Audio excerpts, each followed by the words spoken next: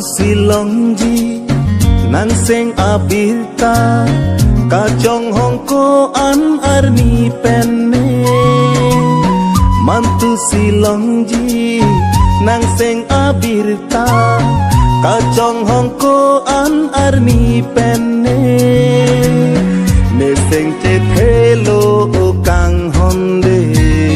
charna malam the nang lece donte ko ane sing kang samdo jine mantu silongji nang sing abirta kacong hongko anarni pene mantu silongji nang sing abirta kacong hongko anarni pene ni sing cethelo kang honde jana malam the nang che donte ko ane sing kang samdo jine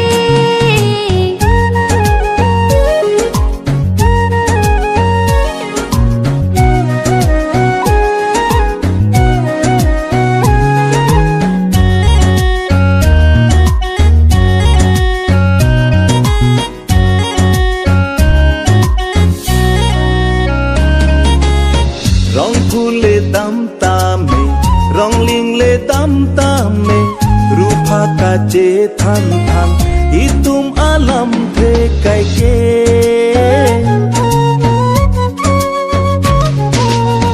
rong phule dam tame rong ling le dam tame rupa kace than than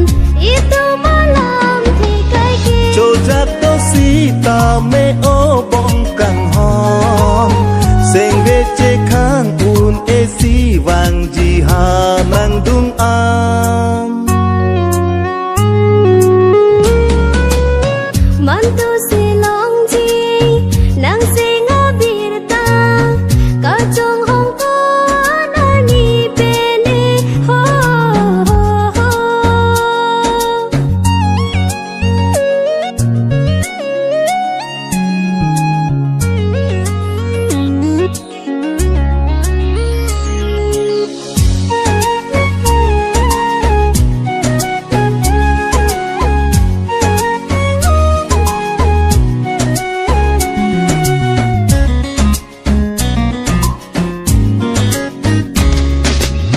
birta ke long dam ne nang ki do alam the sing chi parong dam ne itu malam the kai ke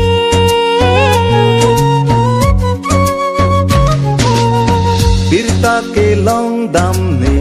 nang ki do alam the seng che parong dam ne itum alam the kai ke cho jak do sita me o bong kang hon sing ve che khang un e si bang ji ha nang dung an mantu silongji nang seng abirta kacong hongko an arni penne mantu silongji nang seng abirta kacong hongko an arni penne ne seng cethelo kang honde charna malam the nang lece donte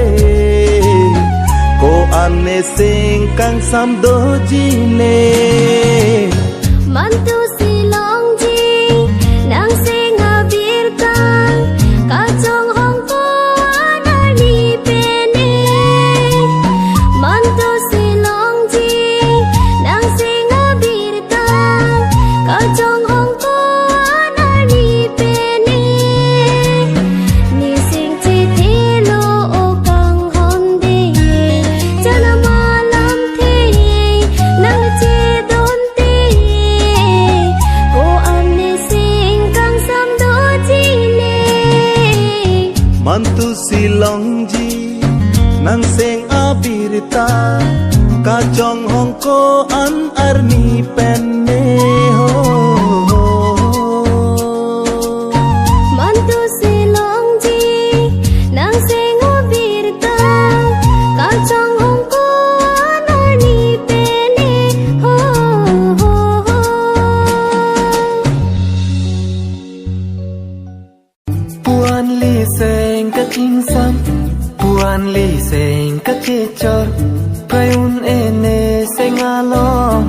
thir thip sing ka che cho